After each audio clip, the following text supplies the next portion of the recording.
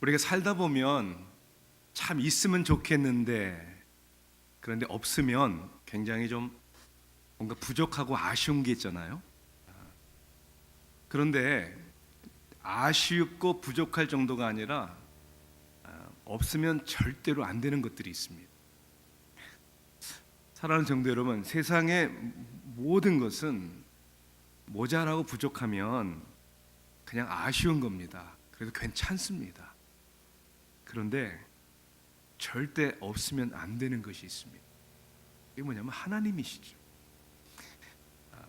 세상의 것들이 좀 부족해도 하나님이 우리와 함께 하신다는 사실이, 그 신앙이 있으면 괜찮습니다.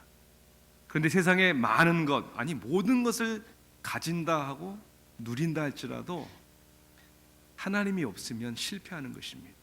왜냐하면 하나님이야말로 모든 것에 의미를 주시는 분이시고, 하나님이 없이는 우리 인생을 이해할 수도 설명할 수도 없기 때문입니다. 로마서 말씀 그 주제는 복음이라고 그랬습니다.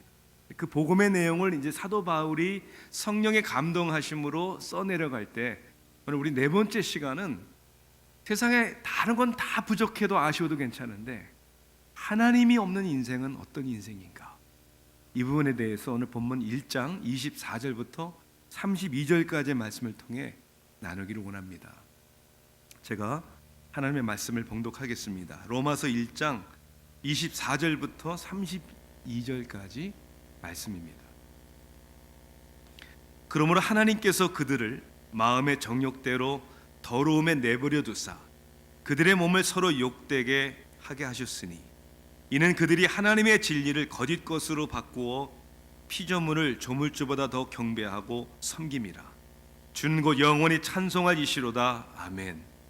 이 때문에 하나님께서 그들을 부끄러운 욕심에 내버려 두셨으니 곧 그들의 여자들도 순리대로 쓸 것을 바꾸어 영리로 쓰며, 그와 같이 남자들도 순리대로 여자 쓰기를 버리고 서로 향하여 음욕이 불릴 듯하며, 남자가 남자와 더불어 부끄러운 일을 행하여 그들의 그릇 때문에 상당한 보응을 그들 자신이 받았느니라.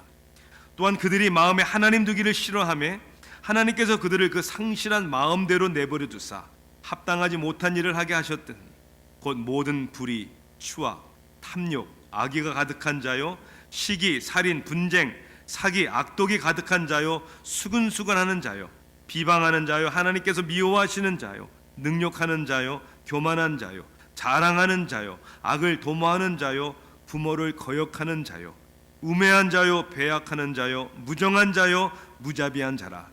그들이 이 같은 일을 행하는 자는 사형에 해당한다고 하나님께서 정하심을 알고도 자기들만 행할 뿐 아니라 또한 그런 일을 행하는 자들을 옳다 하느니라. 아멘.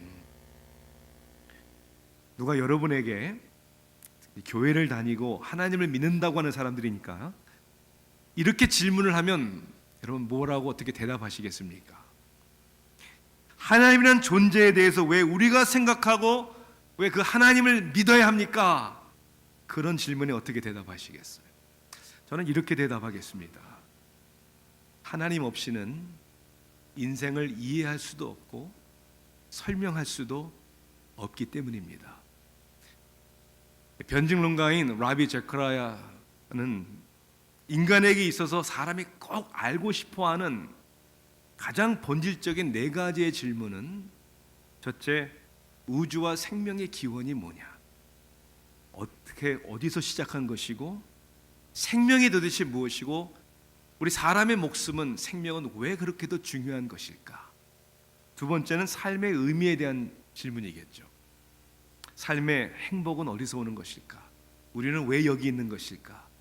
사람은 무엇을 통해서 만족을 누릴 수 있는 것일까? 물질적인 것만은 아니잖아요. 세 번째는 진리와 도덕성의 문제입니다. 세상에는 옳고 그름이 있는 것 같은데 그것을 판단하는 기준은 도대체 무엇인가? 여러분, 하나님을 믿지 않는 사람들도, 종교적인 것이 없는 사람들도 어느 정도 착하고 선하게 살 수 있습니다. 그러나 왜 그렇게 살아야 하는지에 대한 질문에는 대답하지 못할 것입니다.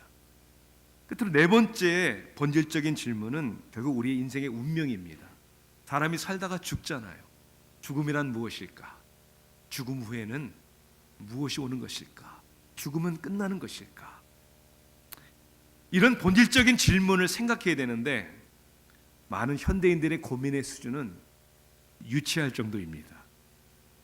어떤 차를 사야 하고, 요즘 새로운 맛집은 어디에 있고, 그리고 끊임없는 욕심을 채우기 위해서 페이멘트의 인생을 살아가는 고민. 이게 참 안타까운 것이죠. 여러분, 사람은 무엇을 고민하느냐가 그 사람의 수준과 그 사람의 인격을 말해줍니다. 사랑하는 성도 여러분, 인생의 가장 중요한 고민들은 하나님 없이는 이해할 수도 설명할 수도 없다는 것이죠. 오늘 본문에서는 사도 바울은 어떻게 보면 다른 각도에서 하나님의 존재를 생각하는 것이 얼마나 중요한가를 우리에게 말해주고 있습니다. 그것은 하나님 없이는 우리가 보고 겪는 인생의 모든 문제들의 원인을 이해할 수가 없다는 것이죠. 왜 인간에게는 끊임없는 욕망이 있는 것일까? 왜 인간은 유혹에 약한 것일까? 왜 세상에는 악이 있는 것일까? 지난 한 주간에 일어난 사건들을 보면서 아니 어떻게 사람들 사이에서 그런 일들이 일어날 수 있는가? 누구나 다 행복하기를 원하잖아요. 그런데 왜 사람의 관계 속에는 다툼이 있는가? 왜 아픔이 있는가? 왜 상처를 주고 받는 것일까? 오늘 읽은 29절에서 32절까지의 말씀을 보면 이 죄악에 대한 악에 대한 목록이 나옵니다. 뭐라고 되어 있죠? 불의, 추악, 탐욕, 악의가 가득한 자요, 시기, 살인, 분쟁, 사기, 악독이 가득한 자요, 비방하는 자요, 교만하고 자랑하고 악을 도모하고 부모를 거역하고 우매하고 배약하고 무정하고 무자비인 자라. 여러분, 사람들은 그냥 증상적인 것들은 설명할 수 있지만 도대체 그 원인이 무엇인지는 제대로 말할 수가 없습니다. 왜요? 그 원인이 뭡니까? 오늘 성경은 분명히 얘기합니다. 그것은 하나님이 없기 때문이다 라고 얘기합니다. 하나님이 없기 때문이다. 우리가 지난번에 말씀 가운데는 인간이 우리가 듣기를 원하는 말은 아니지만 하나님 앞에서 다 죄인이다. 왜? 이 죄인이라는 것이 인정이 되어야 회복될 수 있는 소망이 있기 때문입니다. 이것이 복음의 핵심이라고 말씀을 나눴습니다. 오늘은 본문 말씀을 통해서 하나님이 없는 인생은 도대체 어떤 인생인가? 그것을 통해서 하나님 없이는 참으로 우리 인생을 이해할 수도 설명할 수도 없구나. 우리가 이것을 발견해야 되는 것이죠. 자, 하나님이 없는 삶은 어떤 삶입니까? 오늘 성경에 말씀하기를 첫째는 하나님이 아닌 우리는 다른 것을 예배할 수밖에 없다는 거예요. 하나님을 예배하든지 아니면 다른 것을 예배하든지, 모든 것이 특정한 목적을 위해서 만들어진 것이 아닙니까? 그러면 인간은 성경이 말씀하기를 하나님의 형상대로 지음을 받았기 때문에 하나님과의 사랑의 관계 속에서 하나님을 예배하는 존재로서 우리를 만드셨다. 그렇게 성경은 말씀하고 있습니다. 그래서 웨스트민스터 신앙고백 소유리 문답의 첫 번째 질문이 뭡니까? 사람의 제일 되는 목적이 무엇입니까? 사람의 제일 되는 목적은 하나님을 영화롭게 하고 하나님을 영원토록 즐거워하는 것이다 그랬어요. 자, 그런데 그것이 우리들의 만들어진 삶의 본질적인 목적인데 우리가 21절을 보면 이렇게 돼 있잖아요. 하나님을 알되 하나님을 영화롭게도 아니하며 감사하지도 아니하고, 하나님을 인정하지 않으니까, 하나님을 싫어하니까 하나님에게 영광을 돌리지 아니하고 하나님께 감사하지도 않는다는 거예요. 그러니까 하나님을 예배하지 않는 겁니다. 그럼 누군가 이렇게 얘기할 수가 있겠죠. 네, 맞아요. 저는 하나님을 믿지 않기 때문에 저는 하나님을 예배하지도 않고 하나님을 예배할 필요도 없습니다. 하지만 그 사람 또한 하나님을 예배하지 않는 것이지 하나님 대신에 반드시 다른 것을 예배하도록 되어 있다는 거예요. 이 문제에 대해서 팀 켈러 목사님은 이렇게 얘기합니다. Everyone worships something. 모든 사람은 그 무언가는 다 예배한다. The only choice you get is what you worship. 우리에게 무엇을 예배할 것인가, 그것만의 선택이 있을 뿐이다. 그러면 25절을 보세요. 그렇게 나와 있잖아요. 그들이 하나님의 진리를 거짓 것으로 어떻게 해요? 바꾸어 피조물을 조물주보다 더 경배하고 섬김이라. 이 경배한다는 말을 영어 성경에는 worship 그렇게 돼 있어요. 그러니 이 예배를 한다, 경배한다는 얘기는 내가 그것을 중요하게 생각하고 그것을 중요시 여긴다라는 것이죠. 하나님을 중요시 여기는 사람들은 하나님을 예배하지만 하나님을 중요시 여기지 않는 사람들은 다른 것을 중요시 여기고 예배할 수밖에 없다는 것입니다. 그래서 우상숭배의 정의를 우리는 하나님보다 더 사랑하고 하나님보다 더 신뢰하는 것, 이게 우상숭배입니다. 여러분 생각해 보세요. 보이지 않는 하나님을, 영원하신 하나님을 예배하는 것이 어리석은 것이 아니라요, 오히려 내가 보는 것, 즉 성경에서 얘기하듯 썩어지는 것들, 영원하지 않은 것, 그냥 잠시 있다가 지나가는 것들을, 그것을 예배하는 것이, 그것을 세상의 가치로 여기는 것이 얼마나 어리석은 것인지를 우리가 알아야 되는 것이죠. 그래서 22절에는 뭐라고 되어 있냐면, 하나님이 없다고 하는 사람들은, 하나님이 필요 없다고 하는 사람들은 스스로 지혜에 있다 하나 어리석은 자가 되어, 그렇게 되어 있잖아요. 지혜로운 것이 아니란 말입니다. 하나님을 거부한 인생, 하나님을 영화롭게도 아니하고 감사하지도 아니하고 다른 것을 예배하는 사람들에 대해서 오늘 성경은 좀 더 구체적으로 얘기를 합니다. 이렇게 얘기를 해요. 원인과 결과로 우리에게 설명해 줍니다. 원인은 뭐냐면 하나님이 그런 사람들을 그 틀에 혼자 살도록 내버려 주셨다, 이게 원인이고요. 결과는 뭐냐면 그래서 바꾸어 순리를 영리로 사용했다, 이게 결과입니다. 자, 먼저 원인, 하나님이 내버려 둔 인생이 되고 말았어요. 자, 여기 내버려 두사라는 표현이 몇 번 나오냐면 3번이나 나와요. 24절에 나오고 26절에 나오고 그 다음에 28절에 나옵니다. 24절에는 하나님께서 그들을 마음의 정욕대로 더러움에 버려두사, 그렇게 됐어요. 더러움에 버려뒀다. 26절에는요, 하나님께서 그들을 부끄러운 욕심에 내버려 두셨으니, 28절에는 하나님께서 그들을 그 상실한 마음대로 내버려 두사, 내버려 두었다, hand over 했다. 이 의미가 무엇인지를 우리는 두 가지 의미로 생각할 수 있어요. 성경학자들은 이것을 수동적인 의미, 능동적인 의미, 이렇게 두 가지를 생각합니다. 첫째, 수동적인 패시브한 의미는 어떤 거냐면 이렇게 설명할 수 있어요. 여러분 그림을 한번 상상해 보세요. 바람이 불고 파도가 치는 이 바다에 배를 아무것도 묶어놓지 않고 내가 띄워놓는 거예요. 내버려 두는 거예요. 그럼 어떻게 됩니까? 바람이 부는 대로, 파도가 치는 대로 그 배는 몰릴 수밖에 없는 거죠. 자, 이 그림을 생각해 보면서 우리의 인생을 누가 붙잡아 주셔야 합니까? 하나님이 붙잡아야 되잖아요. 하나님이 질서를 세워주셔야 되잖아요. 그런데 하나님이 없기 때문에 하나님이 그냥 내버려 두셔서 세상에 이리저리 부는 유행과 유혹에 떠밀려 다니는 인생이 되고 말았다는 거예요. 자, 이것이 수동적인 의미입니다.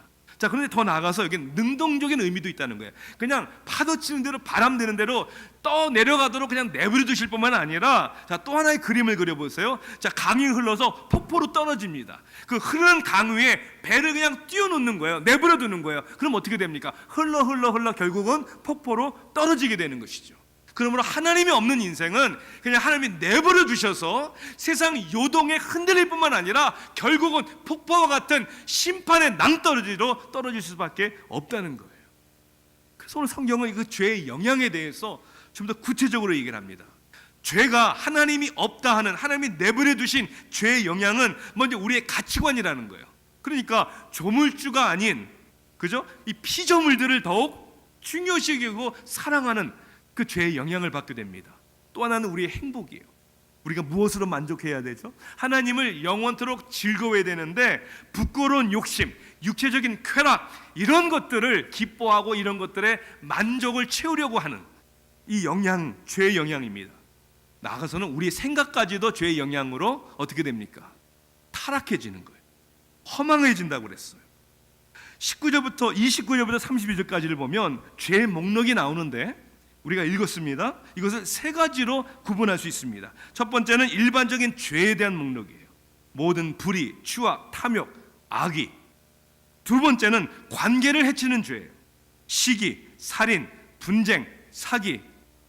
마지막 세 번째는 행동으로 나타나는 죄. 수근수근하고 비방하고 자랑하고 부모를 거역하고 우매하고 배약하고 무정하고 무자비한 자. 자, 이러한 죄의 영향이 하나님을 예배하지 않는 사람들 속에서 나타난다는 것이죠. 자, 그것이 원인이에요. 내버려 두셨다. 자, 내버리는 결과가 뭡니까? 보니까 바꾸어 영리로 사는 인생을 살게 되었다.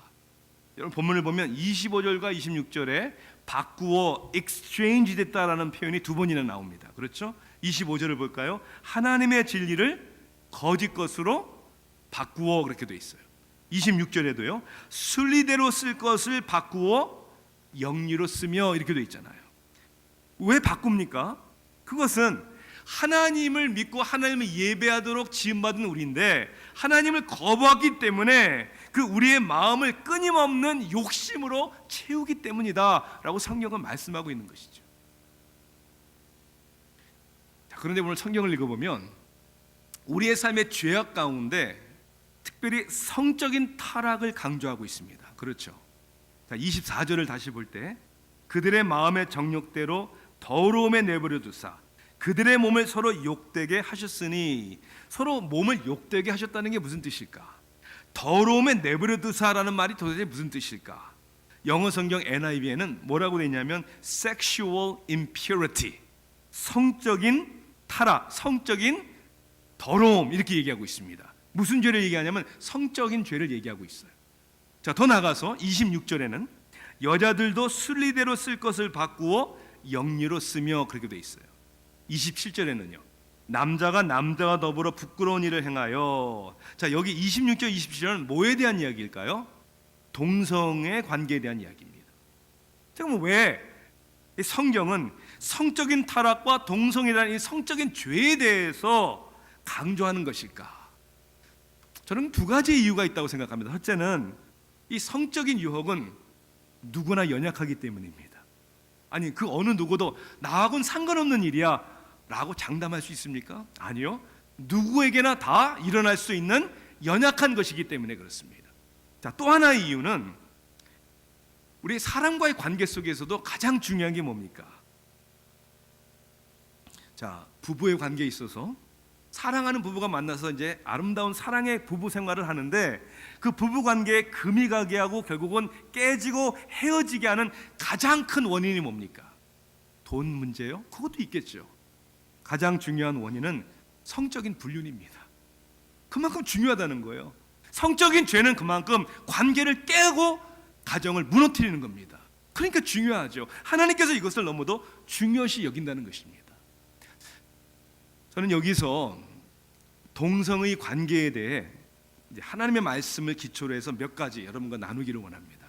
너무나도 이것이 사회적인 지금 이슈가 되고 있어요. 아니, 사회적인 이슈만이 아니라 교회 내에서도 또 교단 내에서도 이것이 너무나도 여러분 핫 이슈예요. 뭐 죄냐 아니냐 이것을 어떻게 봐야 되냐. 첫째는 우리는 이러한 동성애 문제에 대해서 무책임하고 교만한 정죄와 판단을 금해야 합니다. 무책임하고 교만한 정죄와 판단을 금해야 합니다. 여러분, 동성애 관계가 죄입니까? 죄입니다. 성경은 그렇게 말해요. 거짓말하는 것도 죄입니다. 도둑질하는 것도 죄입니다. 음란한 마음을 품는 것도 죄입니다. 그런데 마치 우리는 동성애 관계가 있는 사람들만이 죄인인 것처럼, 그리고 다른 어떤 죄인들보다 우리는 그냥 작은 죄인이고 그들은 큰 죄인인 것처럼 정죄하고 판단하는 것은 성경적이지 않다라는 거예요. 우리도, 여러분도 결코 죄로부터 자유하지 않다는 것을 우리는 겸손하게 인정해야 합니다. 그리고 긍휼히 여기는 마음을 가져야 합니다. 믿으십니까? 네. 자, 그런데 이제 그렇게 우리가 얘기를 했지만, 둘째로 이 동성애 관계, 이 동성애 문제가 이 기독교 안에서 큰 이슈가 되는데 그 이유가 뭐냐? 저는 여기에 있다고 생각합니다. 어떤 죄든지 죄를 죄라고 인정해야 되는데 죄를 죄라고 인정하지 않기 때문에 더 큰 문제입니다. 요즘에 보면 어느 교단이나 어떤 크리스천들은 동성애 문제가 죄가 아니다, 그 정죄하면 안 된다라고 이렇게 얘기를 합니다. 가만히 생각해 보세요. 오늘 우리가 성경을 읽었잖아요. 그런데 아니, 어떻게 같은 성경을 믿는다고 하면서 죄라고 하는 사람들이 있고 죄가 아니라고 하는 사람들이 있는가? 그것은 26절, 27절에 나온 순리대로라는 단어를 어떻게 해석하느냐에 따라 다른 거예요. 여자들도 순리대로 쓸 것을 바꾸어 영리로 쓰며 이렇게 돼 있고요.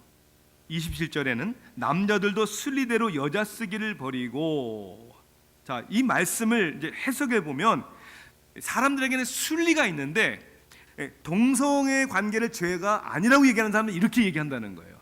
태어날 때부터 그 사람의 순리는 여자가 여자를 좋아하게 태어났고 남자가 남자를 좋아하게 태어났기 때문에 그건 당연한 것이고, 그 사람들을 얘기하는 것이 아니고 남자가 여자를 좋아하도록 태어났는데 남자가 죄악 때문에 남자를 선호하는 것, 그걸 죄라고 얘기하는 것이다 라고 설명을 한다는 거예요. 저는 개인적으로 사람이 태어나면서 그러한 성향을 가지고 태어나는 사람들이 있다고 생각합니다. 얼마든지 인정할 수 있어요. 자, 그러나 여기서 이야기하는 순리는 사람의 순리를 얘기하는 게 아니고 누구의 순리를 얘기합니까? 하나님의 순리를 얘기하는 것이죠. 각자 사람에게는 자기의 성향이 있을 수도 있어요. 그러나 그 성향과 그 순리가 하나님의 진리와 하나님의 순리에 어긋나면 그것은 절제해야 하고 금해야 하는 것입니다. 제가 이렇게 설명을 할게요. 사람은, 특히 남자들은 성적인 유혹이, 성향이 강하다는 것을 우리가 다 알고 있습니다. 그래야 안 그래요? 그래요. 여자를 보고 음란한 생각을 할 수 있어요. 완벽한 사람 아무도 없으니까요. 또한 요즘에 포르노를 보고 싶어 하는 충동적인 성향이 있어요. 이 유혹이 얼마나 많은지 모릅니다. 누가 가르쳐 주지 않아도 태어날 때부터 우리의 마음속에는 이러한 유혹의 성향이 있다는 것입니다. 자, 그러면 그런 사람의 성향과 순리대로 행동을 옮겨야 됩니까? 아니요. 아니잖아요. 내 마음에 그런 유혹이 있어도 이것이 하나님의 뜻에 어긋나고 이것이 옳지 않은 것이기 때문이라고 믿기 때문에 절제해야 되고 그 유혹을 피해야 되는 거 아닙니까?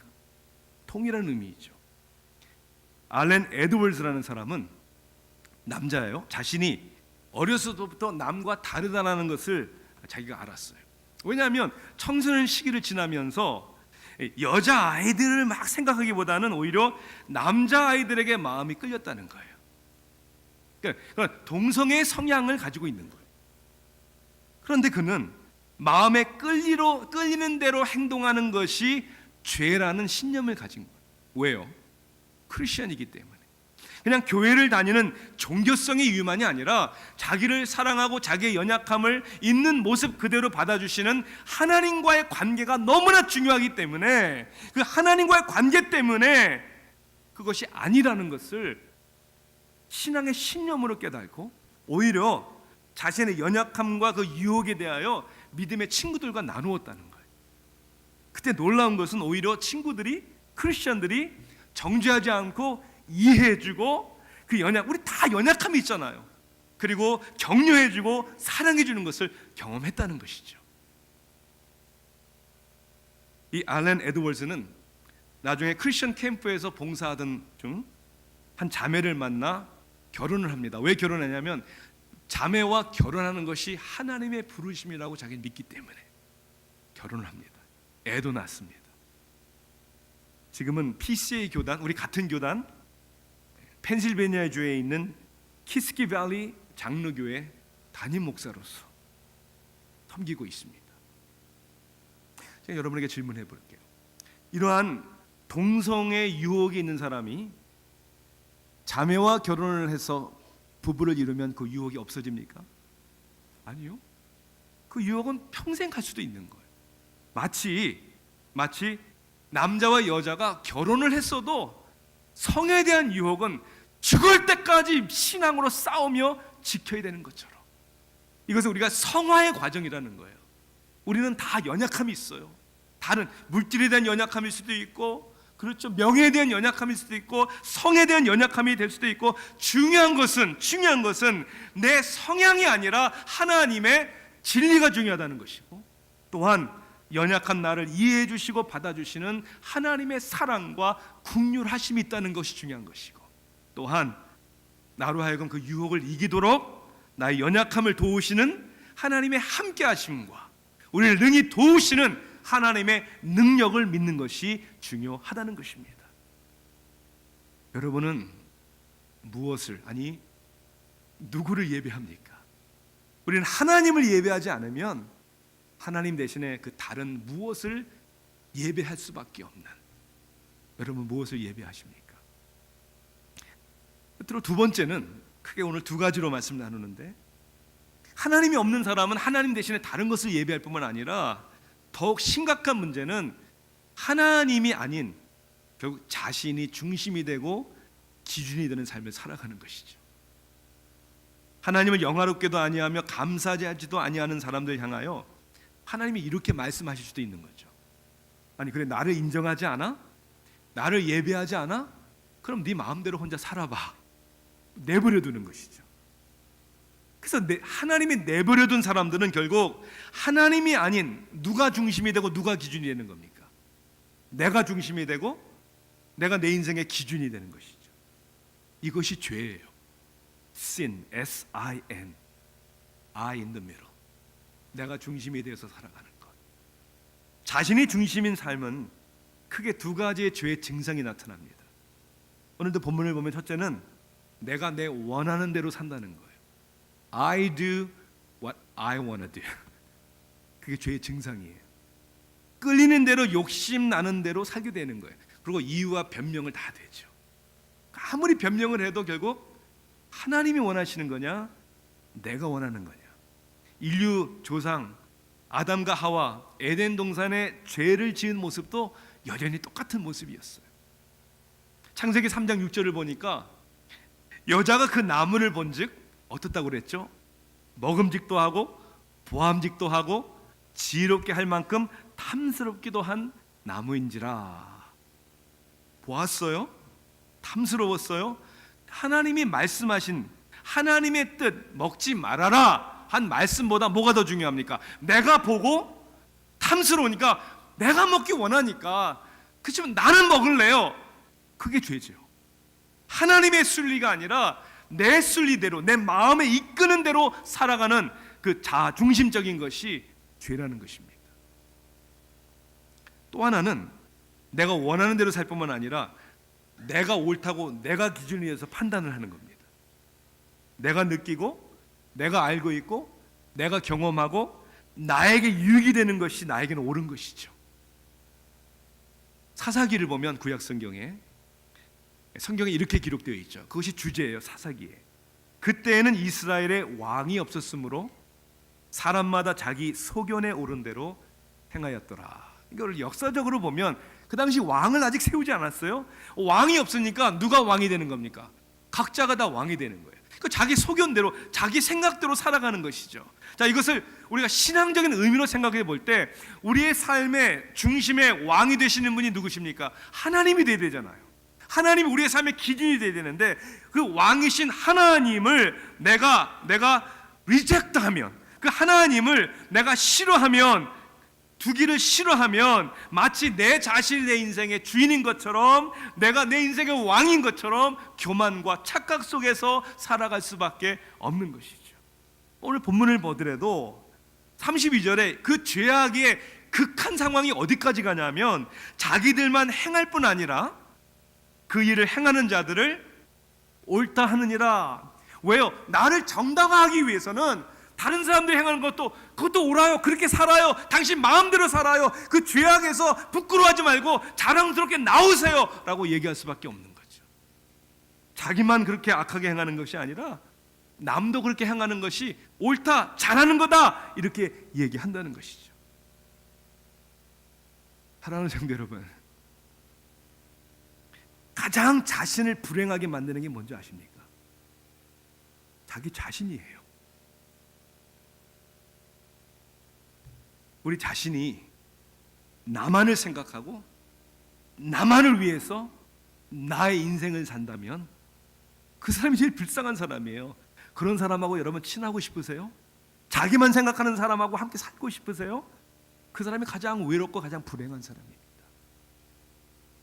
나만을 생각하고 나만을 위해서 사는 사람의 가정은 건강할 수가 없습니다.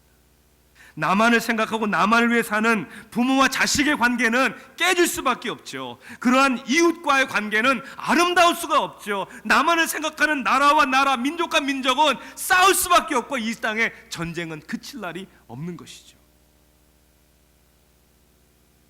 마음과 나의 삶에 내가 주인이 아니라 하나님이 주인이고, 하나님께서 우리에게 이웃을 사랑하라고 하셨으니까 나보다 다른 사람들을 먼저 생각하고 배려할 때 하나님과 나와의 관계가 회복이 되고, 나와 내 가정에서의 관계도 회복이 되고, 나와 다른 사람들과의 관계가 화목과 일치를 경험하게 되는 것이죠. 하나님을 배제하고 싫어하고 내가 주인인 삶은 불행해지는 것이죠. 그런데 하나님을 믿고 그 하나님이 나의 인생의 기준이 되었어. 그 하나님의 사랑으로 다른 사람을 사랑하며 살아갈 때 그 삶은 아름다워지는 것이죠. 하나님이 없는 인생 행복할 수 있습니까? 괜찮은 겁니까? 하나님이 없이 만족할 수 있는 것입니까? 아니요. 하나님을 싫다고 하는 사람들을 오늘 성경에서는 하나님이 내버려 주셨다고 했는데, 저는 여기에 하나님의 은혜가 있다고 생각합니다. 하나님이 내버려 두시는 거예요. 그래서 하나님이 없는 인생에 공허함을 경험하게 되는 것이죠. 좋은 것 다 가지고 좋은 것 다 먹어봐도 채워지지 않는 공허함, 그리고 늘 무언가를 향해 달려감 가운데 지친 우리들의 영혼들, 한치 앞을 내다볼 수 없는, 어떤 일이 일어날 수 없는 우리의 삶 속에 두려움에 떨고 있는 우리들을 향하여 하나님 없는 인생은 이런 것일까? 예수님 우리에게 이렇게 초청하죠. 수고하고 무거운 짐진 자들아, 다 내게로 오라. 내가 너희를 쉬게 하리라. 하나님 없이는 인생을 이해할 수도 없고 설명할 수도 없기에 우리 수고하고 무거운 모든 짐진 것들을 다 내려놓고 날마다 하나님께로 나오는 저 여러분 되기를 간절히 소원합니다. 기도하시겠습니다.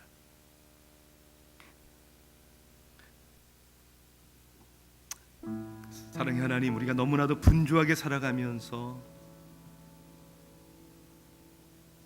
잠시 쉼에 생각할 수 있는 시간도 갖지 못하고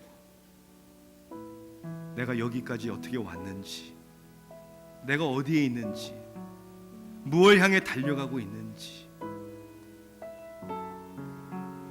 결코 우리의 삶에 행복과 만족을 줄 수 없는 물질임을 알면서도 여전히 그것을 위해 달려오진 않았는지, 오늘 하나님께서 우리에게 다시 한번 말씀해 주시고 우리를 하나님의 안식의 자리로 초청해 주시니 감사합니다. 정말 어느 시대보다 풍요로움을 누리는데 우리의 심령이 왜 이렇게 황무한지, 왜 이렇게 외롭고 왜 이렇게들 힘들어하는지,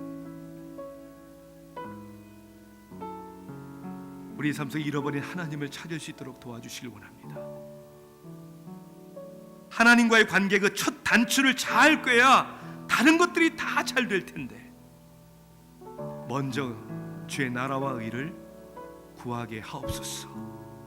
우리의 삶에 참 만족과 행복을 주시는 하나님만을 바라보게 하옵소서. 예수 그리스도의 이름으로 간절히 기도하옵나이다. 아멘.